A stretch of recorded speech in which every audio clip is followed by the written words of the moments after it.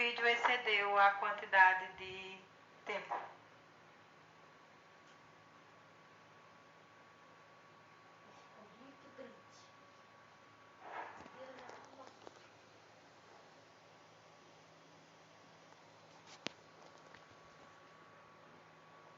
Eu acho que o vídeo excedeu a quantidade de tempo, né? Eu acho que a minha aula ficou um pouquinho grande. Então deixa eu ver se o pessoal entra de novo para a gente continuar.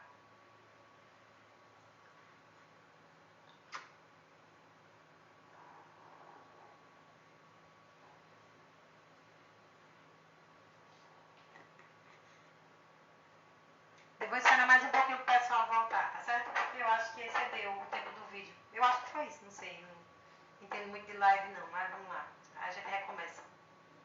Quando eu criar um canal, só vai ter que se acostumar. É o quê? Quando eu criar um canal, só vai ter que se acostumar.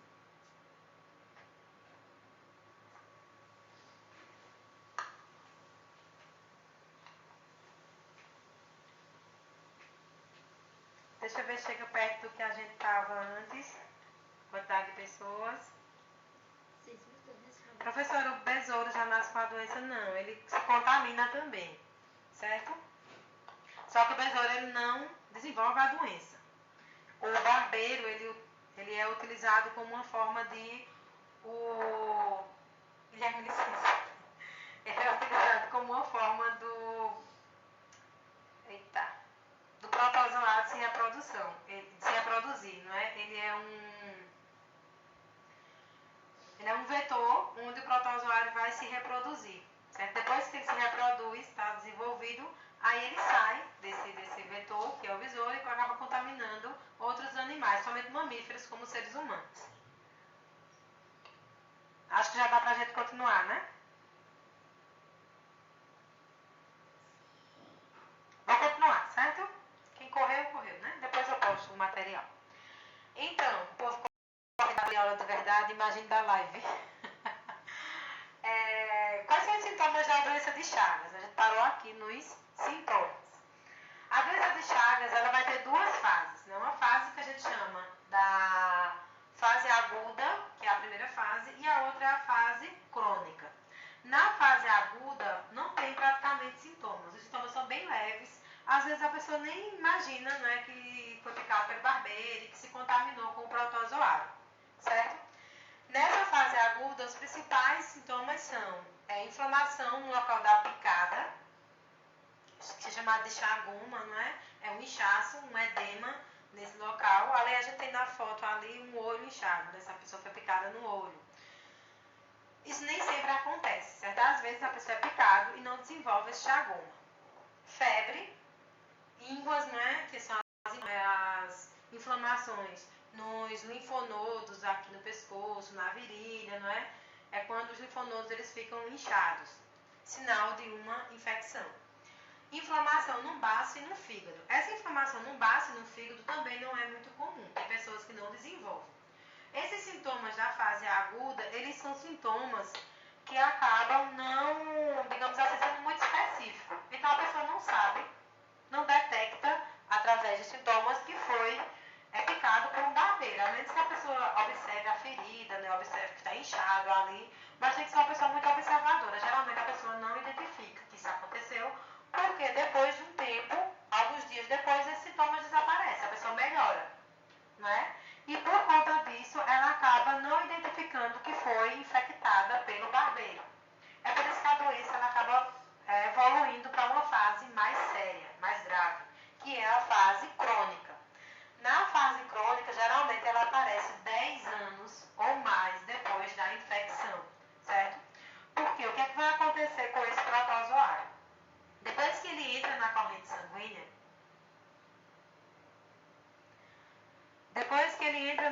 sanguínea, ele vai migrar. Lembra que ele tem um flagelo e se movimenta?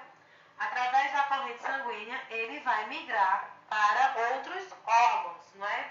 Principalmente para o coração, que é o principal órgão para onde ele migra, as células do miocárdio, do coração, do fígado e do intestino, certo? Aí, quando esses protozoários eles chegam a esses ambientes, é quando ele vai causar realmente a fase crônica, que é a fase mais grave da doença. Quais são os sintomas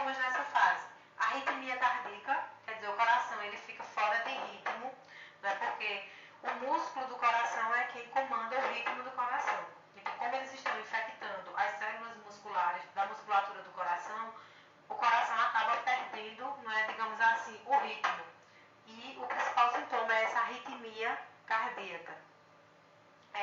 O aumento do tamanho do coração, que é justamente porque o coração está inflamado, né, está doente, ele incha. E pode também desenvolver inflamação no esôfago e no intestino grosso, mas os principais sintomas dessa fase realmente são os sintomas cardíacos, certo? O diagnóstico da doença é feito por meio de exames de coração. A pessoa geralmente só descobre que está com a doença porque ela começa a ter esses sintomas na fase crônica, né? E daí ela procura um médico e é feito esses exames do coração para detectar a cardiopatia, né, a doença, e também do sangue para identificar se no sangue tem a presença desse protozoário, beleza? Quais são os danos, né, causados por essa doença? Os principais danos estão relacionados ao sistema digestório, né, ao cólon, que é essa parte aqui do intestino grosso, onde o Trypanosoma cruzi ele pode se instalar aqui, e aí ele vai causar esses danos, ou lá no coração, causando o que a gente chama de cardiomegalia, não é? Aqui a gente tem o coração, certo? O músculo cardíaco, que é o que controla o batimento do coração, e aqui você tem, né, os protozoários, o Trypanosoma cruzi, instalado aqui, causando inflamação cardíaca, beleza? Dúvidas? Essa doença tem uma faixa etária de pessoas que morreram. Olha, geralmente as pessoas quando se infectam, né, na infância, na adolescência, elas só vão desenvolver os sintomas lá na fase adulta. Então é difícil uma criança ou um adolescente ele morrer por essa doença, a não ser que seja infectado muito cedo, certo? E claro, tem os grupos de risco, né? São as pessoas mais vulneráveis. Como é que é feito, né? Como é que se evita essa doença, a profilaxia? Como é que se evita? Então, a primeira forma, né, de combater, de evitar a doença é combater o barbeiro, né? Então, para as pessoas que têm as moradias que são mais de risco, tem que tentar retirar essas pessoas, né? Ter um ambiente mais adequado, porque o principal motivo realmente é a moradia das pessoas. Melhoria nas habitações, certo? Não existe ainda uma vacina eficaz, né, para prevenir a doença, mas estão sendo realizados, há muito tempo se realiza testes para tentar se fazer essa vacina que possa evitar, né, a contaminação, beleza? E a doença tem tratamento, certo? É um tratamento difícil, depois que a pessoa já tem desenvolvido a cardiopatia principalmente, é difícil de tratar, mas tem tratamento.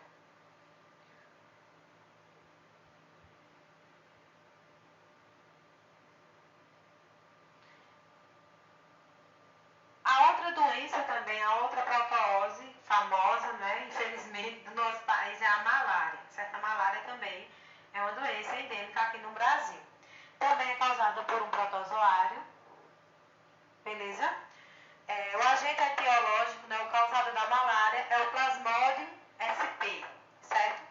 No Brasil, a gente tem 3 espécies importantes de Plasmodium sp. Quais são? O Plasmodium vivax, é o primeiro, é o causador da febre tessã. O Plasmodium falciparum é o mais famoso, né, é o que a gente tem uma incidência maior dele. É o causador da febre tessã maligna. E o Plasmodium malariae, que é o causador da febre quartã. Essas febres todas, elas são denominadas de malária, certo? É como se fosse um conjunto. Elas têm algumas diferenças, mas elas são vulgarmente chamadas de malária, certo? Esse protozoário, ele pode apresentar, né, 2 formas diferentes, certo? Então, ele pode se apresentar na forma de esporozóito, é a forma infectante do mosquito, certo? Mais uma vez, o que causa a malária é um protozoário, certo? O Plasmodium. E esse Plasmodium, ele é transmitido por um mosquito, certo? O mosquito, no caso, é o vetor, mas o causador da doença é o protozoário, beleza?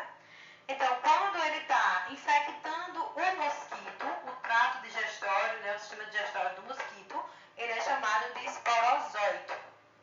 E ele vai estar na forma merozoito quando ele está infectando seres humanos, né? As hemácias humanas, ele também infecta as nossas hemácias, certo? Então, por exemplo, se uma pessoa estiver contaminada, estiver infectada, estiver com malária, não é? A pessoa está doente, e se retirar as células dessa pessoa para analisar, o que é que vai ser encontrado dentro das hemácias? O esporozóito ou o merozóito? Quem pode dizer aí? Vocês participarem aí. Se a pessoa está infectada por malária, uma análise citológica, não é, da célula dessa pessoa vai identificar qual forma aí do protozoário, esporozóito ou merozóito.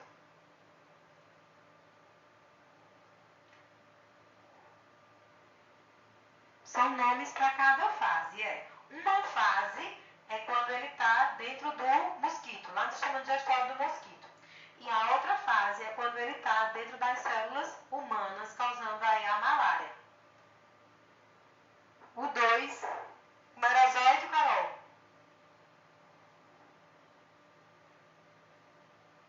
Carol? Merozóito, isso mesmo. Então, na forma infectante de humanos, ele é chamado de merozóito, certo? Queria mandar um áudio. Então, na forma de merozóito é quando ele tem uma importância médica, né, para seres humanos, certo? Aqui é um esporozóito, certo? E aqui é o merozóito, beleza? O que é que vai ter na estrutura desse protozoário? Eu não vou entrar nesses detalhes ainda, não, que não é muito importante não. Da doença, o que é mais importante é isso daqui. Como é que se transmite? A gente tem ali o mosquito, né, que é chamado de mosquito prego, certo? Esse aqui é o anófilos, mas o apelido dele é mosquito prego, certo? Ele é o vetor da doença, não é? Apenas as fêmeas transmitem a doença. Feito acontece com a dengue, né? Que apenas as fêmeas do mosquito da dengue, né, do Aedes aegypti, é quem transmite a doença, porque as fêmeas, elas precisam picar as pessoas para poder adquirir o sangue e se alimentar desse sangue para poder fazer o seu processo de reprodução. É por isso que somente elas é quem transmitem a doença, porque são elas que picam os seres humanos. Marilane, nem me dá aula, só tá para dizer que estou estudando. Júlio. Muito bem, Júlio. Então, o que é o ciclo, né, do mosquito? Como é que ele se contamina? Então, a gente tem dois ciclos, certo? O ciclo do mosquito, que é o hospedeiro definitivo, digamos assim, é dentro do mosquito que o protozoário mora, certo?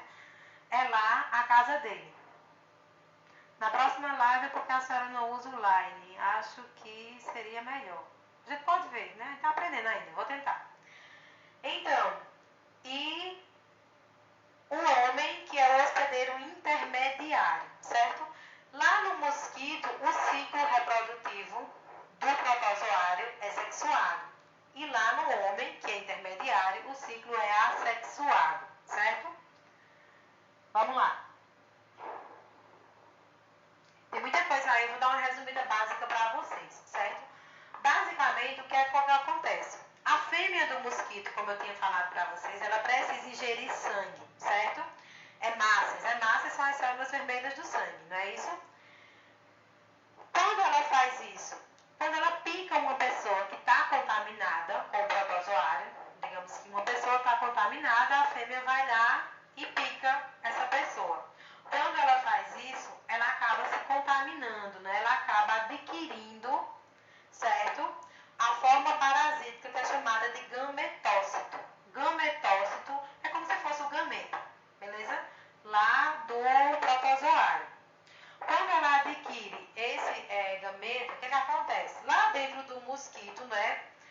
Lá dentro do estômago dele, os gametócitos vão se transformar, não é, em gametas. Gameta é célula reprodutora, certo?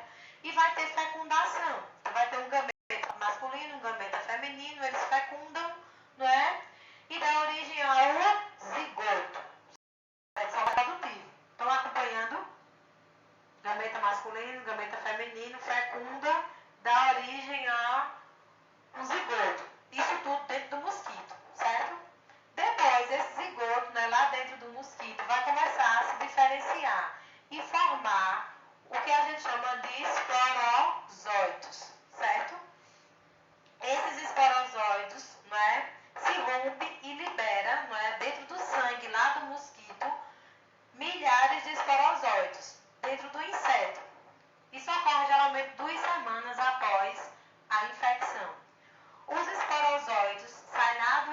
intestino e vai lá para a glândula, não é, salivar desse mosquito, certo? Que é o mosquito prego.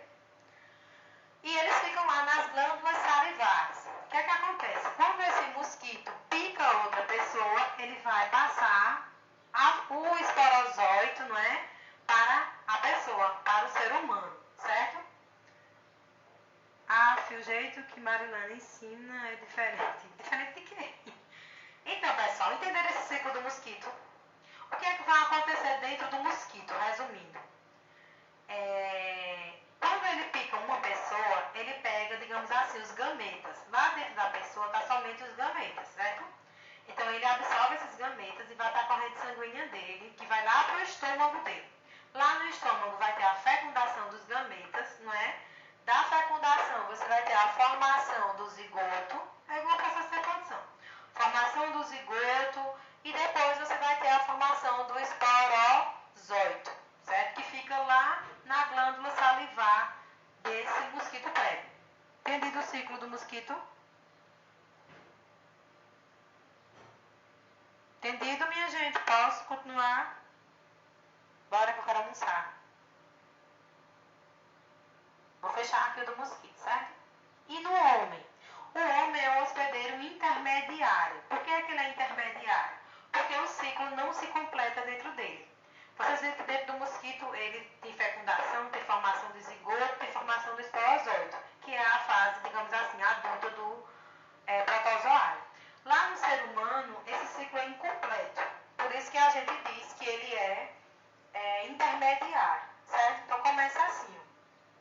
Ao picar, o mosquito prego libera na corrente sanguínea da pessoa, né? Ele pica e lá na corrente sanguínea da pessoa ele vai liberar os esporozóitos. Estava tudo prontinho lá dentro dele. Veja que nesse caso aí,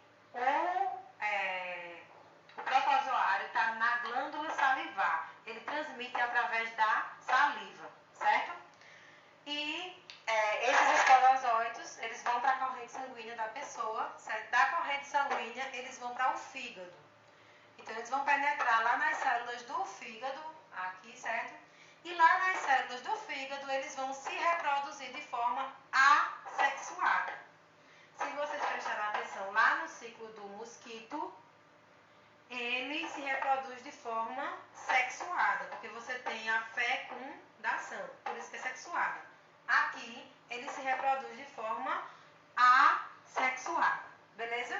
Como é que isso acontece? Por esquizogonia. Eita, professora, esquizogonia, já ouviu essa palavra hoje, não foi? O que é esquizogonia mesmo?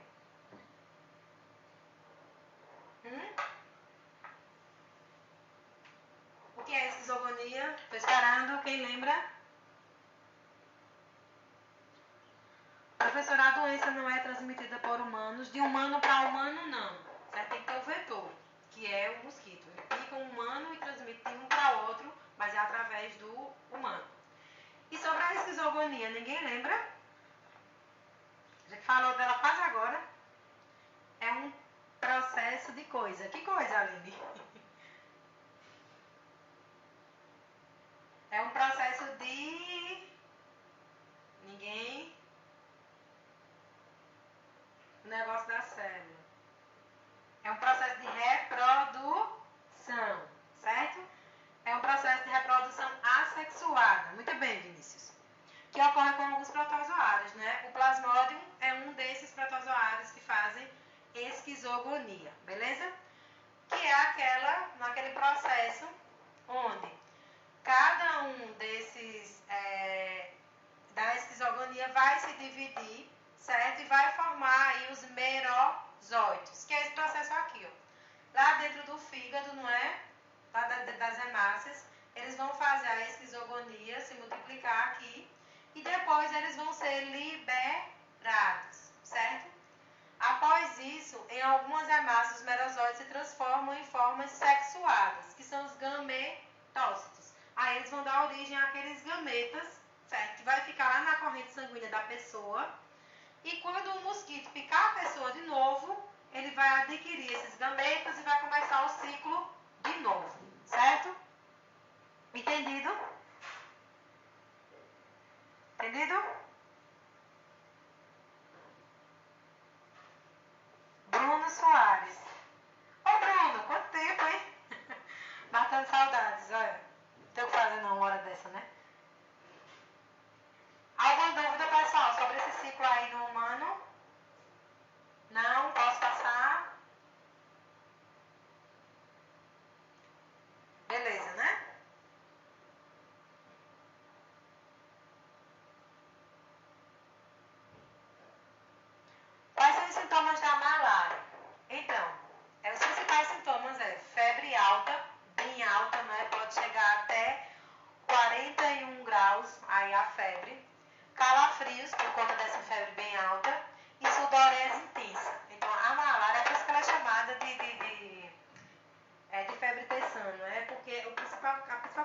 característica dela é a febre. É uma febre assim, bem intensa mesmo, bem alta, com muitos calafrios.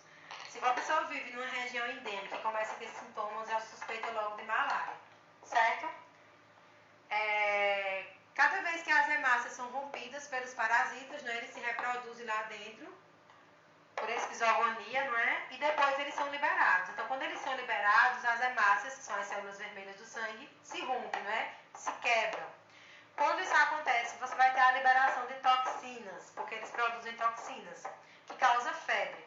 E que ocorre geralmente logo um dia posterior, após o tempo que leva para esse parasita completar o ciclo lá dentro da hemácia, certo?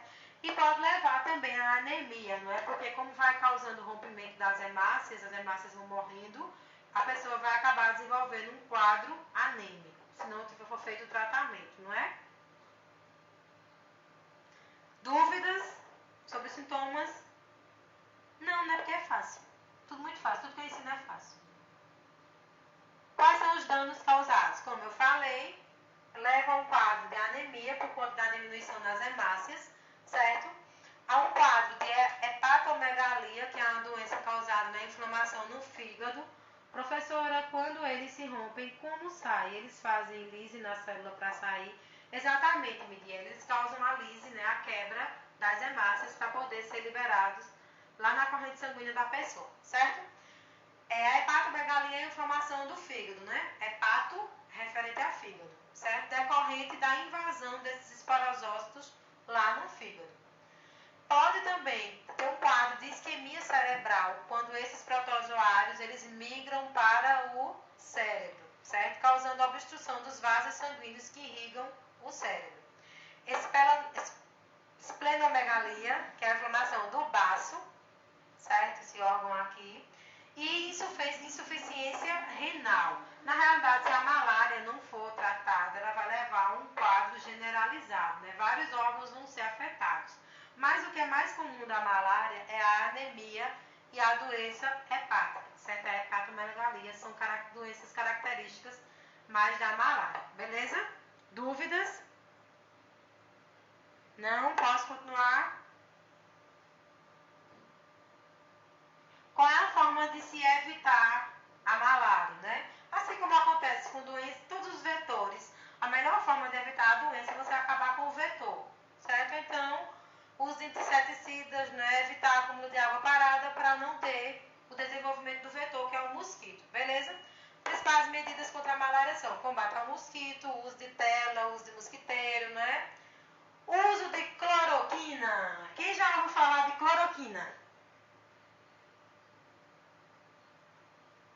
Tem alguém que gosta muito de cloroquina, não é? Já ouviu falar de cloroquina esses dias? Se alguém esquecer o nome do remédio que é utilizado contra a malária, não lembra mais de nada na vida, porque a gente falou muito de cloroquina, não é? O remédio do nosso querido, excelentíssimo presidente da República. Então, a cloroquina é uma medicação que é utilizada no tratamento da malária, certo? E da malária, viu? Ele ainda não está indicado, não é? Para o uso da população contra a Covid-19, beleza? É isso. Dúvidas? Não, né? É tudo muito fácil. Essa aqui é bem rapidinha, porque ela é bem fácil. Amebíase, todo mundo já ouviu falar. Professor, o povo que mais pega malária é o povo do norte. Isso, porque ele é um mosquito, né? Lá daquela região. O mosquito de palha, ele vive muito na região amazônica. Então, o povo do norte contrai muito malária daquela região por conta da presença do mosquito, certo? Não é xenofobia, não, gente. É uma questão regional, né? Não tem nada a ver com xenofobia. Então, a amebíase é bem famosa, né? A nossa famosa ameba, que tem gente que pensa que é verme, mas a ameba é um protozoário, certo? E ela causa, não é? Essa doença chamada de amebíase. O nome desse protozoário, que a gente conhece como ameba, mas o nome científico dela é Entamoeba histolítica, certo? Entamoeba histolítica é o protozoário que causa a amebíase. O parasita ele pode se apresentar também de duas formas: cistos ou trofosóito, eita. Cisto e trofosóito, certo?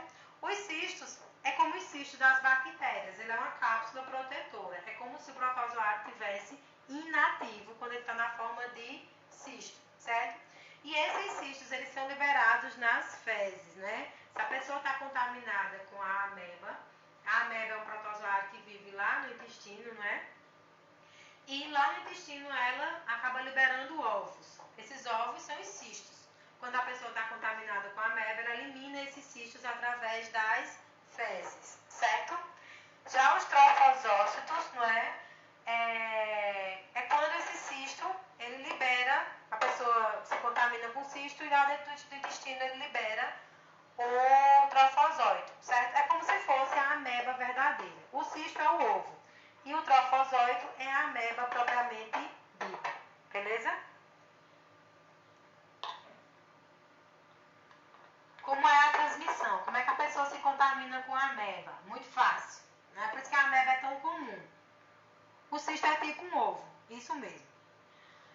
Como é que a pessoa se contamina? Principalmente pela ingestão dos cistos, não é? Através de alimentos e água contaminada. A ameba ela é bem comum, porque direto a gente acaba, não é, consumindo alimentos que estão contaminados ou a água contaminada, certo? Então a gente tem um exemplo aqui, um pé de alface, né? Todo contaminado com cistos. Quando a pessoa ingere esses alimentos, né, lá dentro do intestino, esses cistos, que é esse ovinho, né, eles são rompidos e os trofosóides de ameba são liberados. Lá eles vão se reproduzir como? Por bipartição, certo? E vão invadir a mucosa do intestino grosso. Isso aqui é o intestino grosso, beleza? Esses trofosóides, né, que é a ameba, eles ficam aqui aderidos à parede do intestino grosso, certo? E vão ficar lá, né, vivendo sua vida, se alimentando daquilo que a gente alimenta, daquilo que a gente se alimenta, certo? Em certos casos, as amebas elas conseguem entrar na corrente sanguínea e podem ser transportadas para outros órgãos como fígado e pulmão. Isso não é muito comum, mas se acontecer, aí a ameba ela vai se tornar uma doença mais grave, certo? Porque ela acaba passando da corrente sanguínea e infectando esses outros órgãos, beleza? Normalmente isso não acontece, elas ficam aqui aderidas à parede do intestino e ficam lá se alimentando, né, dos nutrientes que a gente consome. Professora, alguns desses ovos são encontrados em carne bovina também? Não é muito comum não, até principalmente porque esses ovos são sensíveis, então o aquecimento mata. Qualquer aquecimento mata, certo? Ele é mais comum em água contaminada, porque a água se contamina pelas fezes, não é? Rios que não são tratados, ou por verduras, porque elas são regadas, não é, com essa água contaminada, aí acaba se contaminando também, entendido? Beleza? Quais são os sintomas? Sintomas são bem comuns, não é?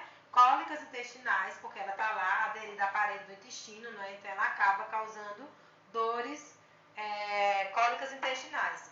Diarreia, porque a pessoa acaba perdendo parte dos nutrientes da alimentação. Ela mata as bactérias do intestino, então isso leva a um quadro de diarreia, certo? Essa diarreia pode ser sanguinolenta, né? Pode ter a presença de sangue. Por quê?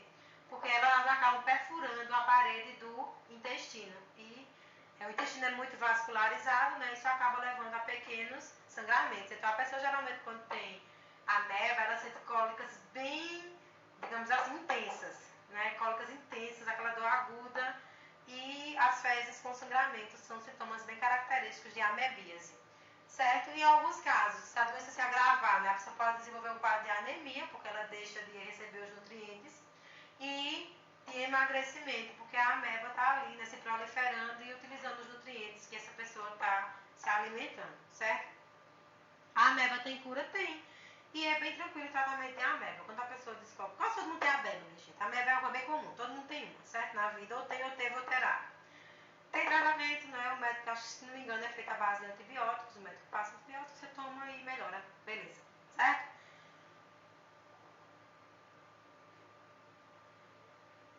Os danos causados por como a gente já viu, é no intestino grosso, né? Aqui a gente tem o intestino grosso, a parede do intestino. Aqui a gente tem a ameba bonitinha aqui, ó, bem bonitinha ela. A ameba é linda, eu acho ela linda.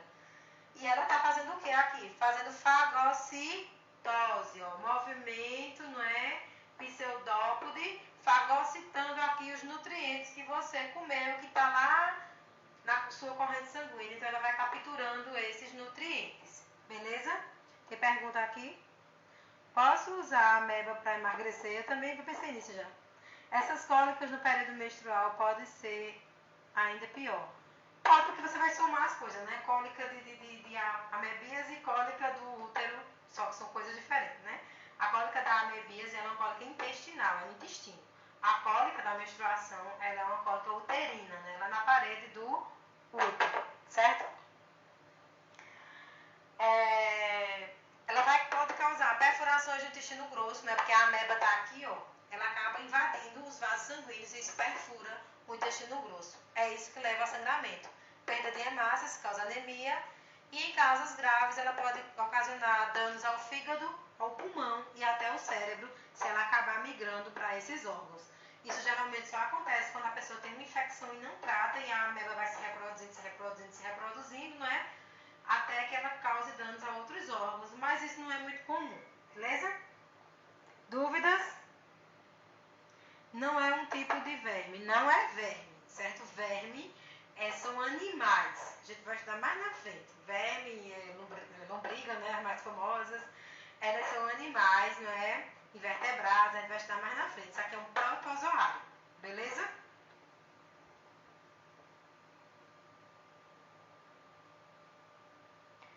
Como é que se evita, né? Como é que se faz a profilaxia? Tendo higiene, certo? A profilaxia para evitar, não é, a amebíase é higiene, né? Você lavar bem as mãos, cozinhar bem os alimentos, esterilizar os alimentos, né? Usar uma solução de hipoclorito, de cloro, de água sanitária, para poder lavar esses alimentos e evitar que eles sejam contaminados e que você acabe ingerindo. E medidas sanitárias, né? Como ter um local adequado para defecar, né? Banheiros sanitários, para não deixar as fezes espalhadas, contaminadas, certo? Dúvidas? Não, né? Que isso é muito fácil também. Eu acho que só tem mais duas, certo? São importantes pra gente, né? Tem muitas. A gente vai ver só mais duas, beleza? A amebíase é bem semelhante à giardíase, né? Amebíase antiviolada. Giardíase é bem semelhante à amebíase, certo? Os sintomas, não é? O tratamento, a profilaxia, é quase tudo igual. O que vai ser diferente, lógico, é o agente causador, certo? Então, o agente causador, o agente etiológico da giardíase é um protozoário bem bonito. Olha, é lindo mesmo, sinceramente. Depois vocês poderiam, porque aqui não dá pra ver direito, baixar as imagens para ver, certo? A Giardia lambia, né, que é o nome desse protozoário, ela é linda. Uma coisa bem bonita, assim. Ela é toda cheia de cílios. Vem toda cheia de cílios, não é? Ela é linda, certo?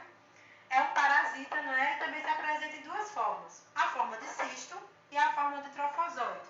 Igual acontece lá com a ameba, não é? A ameba pode estar na forma de cistos ou na forma de trofosóito. Cisto é como se fosse um ovinho e trofosóito é a giardia. O nome dela é Giardia lambia. Aqui, Giardia lambia, certo? É o nome dela. Isso aqui, o ciclo dela é bem semelhante, certo? São flagelos. Eu disse cílios, foi? Alguém disse cílios? Parece flagelos. Na realidade, são flagelos mesmo. Se eu disse cílios, eu disse errado, tá? O que ela tem de lindeza tem de maldade. Isso é verdade, né? Eu disse que ela era bonita, não disse que ela era boazinha. Como é que ocorre a transmissão? Tá vendo que é bem parecido? É quase a mesma coisa. Ó. Ingestão de cistos através de água, não é? Ou de alimentos contaminados. Quando a pessoa ingere o cisto, ele vai se romper, não é? E aí os trofositos da giardia são liberados, que vão se reproduzir por bipartição, não é?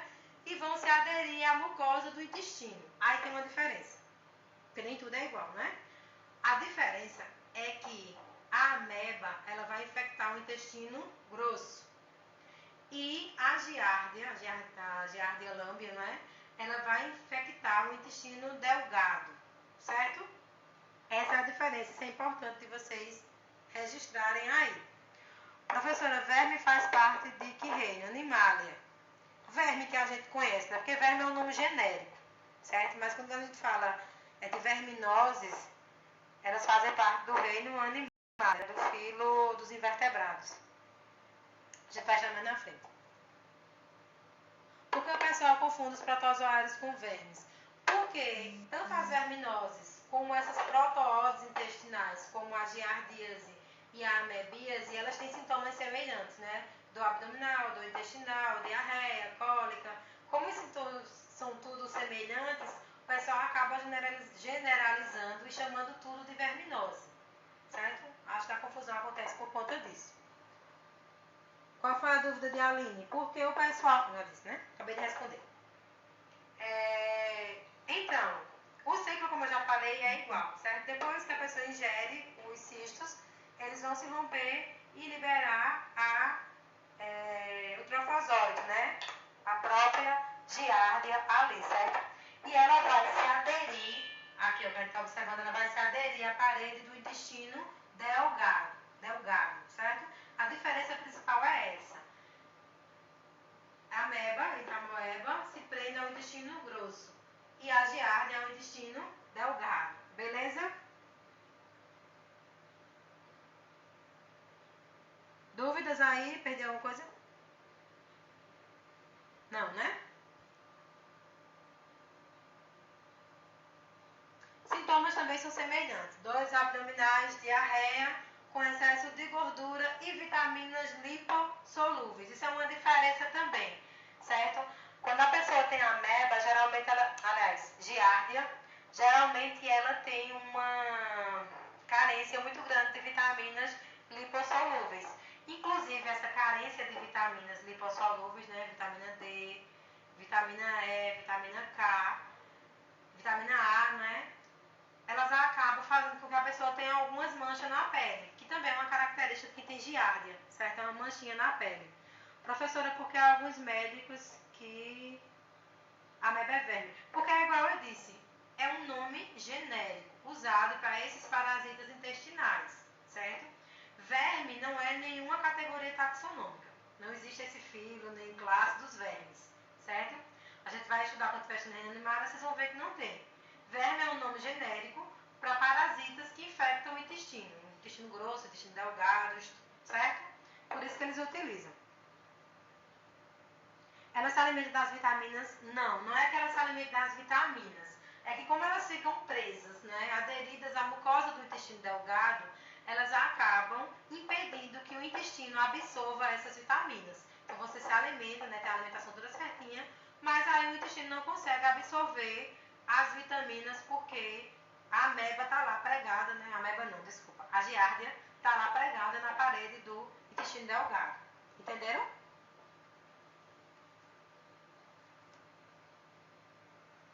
Aquelas manchas brancas, as manchas da giardia são manchas, não dá pra mostrar aqui, né? São manchas meio brancas. Quando a pessoa coça, às vezes fica meio acinzentada, certo? Claro, se você tem uma mancha dessa, não quer dizer que está com giardia, né? Que vai identificar é um médico, mas é uma característica dela sim. O diagnóstico é realizado através de exame de fezes, assim como acontece também com a amebíase, certo? Dúvidas? Dúvidas aí? Não? Tá quase acabando, beleza? Quais são os danos da giardíase, né? Diminuição da capacidade de absorção dos alimentos, porque o intestino delgado é onde acontece a absorção dos nutrientes, certo? A giardíase, às vezes, ela é mais danosa do que a amebíase por conta disso, porque ela acaba ficando lá no intestino delgado e a pessoa começa a ter perda de vitamina, né? A emagrecer demais, porque ela não consegue absorver os nutrientes, certo? Então tem essa diminuição da capacidade da absorção dos alimentos e lesões nas microvilosidades. Microvilosidades, não sei se vocês lembram, são essas coisinhas aqui, né? Esses prolongamentos aí da membrana das células intestinais, certo? Manda um abraço pra minha tia, o nome dela é tia... Mas quem é esse? Professora, você não tá com fome? Tô vendo não que eu tava fechada, tô quase terminando, falta isso. Medidas de evitar são as mesmas, certo? Medidas higiênicas, não é? Lavar a mão, lavar bem os alimentos, cozinhar bem e ter medidas sanitárias, certo? A geada é um protozoário, verme é um nome genético, exatamente.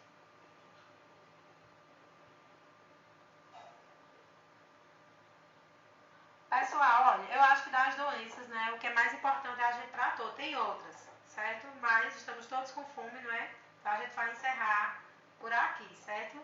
Quando eu mandar o material para vocês, vocês vão ver que tem outras doenças, mas as outras são importantes também, mas não dá mais de contemplar todas aqui, senão a gente vai ficar com fome, não é? Vocês têm alguma dúvida final para a gente encerrar? Alguma pergunta final?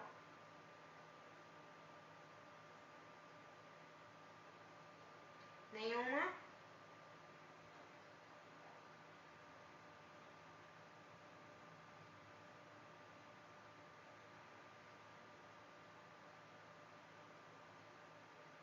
Pode sair da sala, fica à vontade.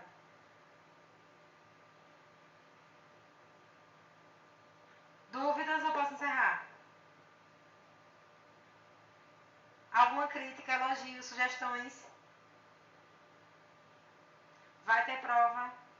Não sei como é que serão as provas, Gisele.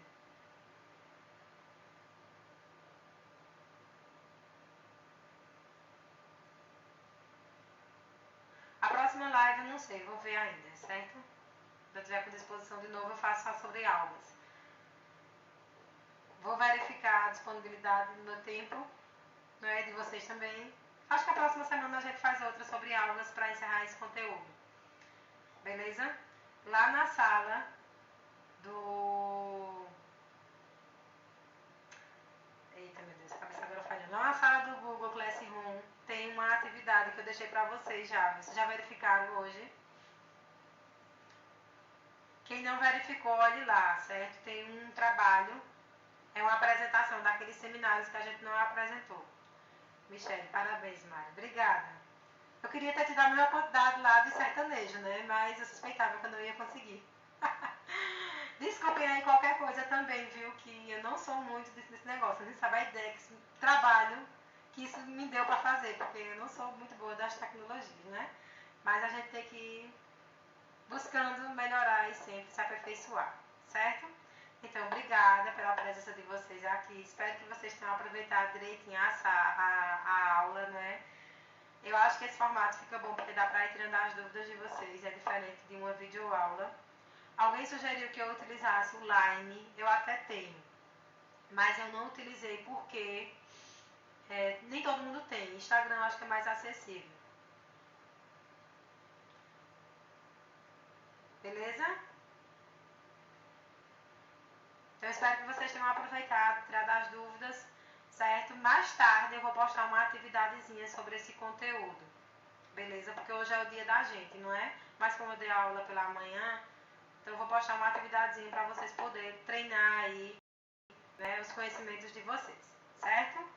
Um cheirinho, fique todo mundo com Deus. Qualquer coisa, se tiver alguma dúvida que a gente não contemplou aqui, aí vocês mandam lá no grupo ou lá na sala que eu tiro as dúvidas de vocês, beleza? Tchau, fica todo mundo com Deus.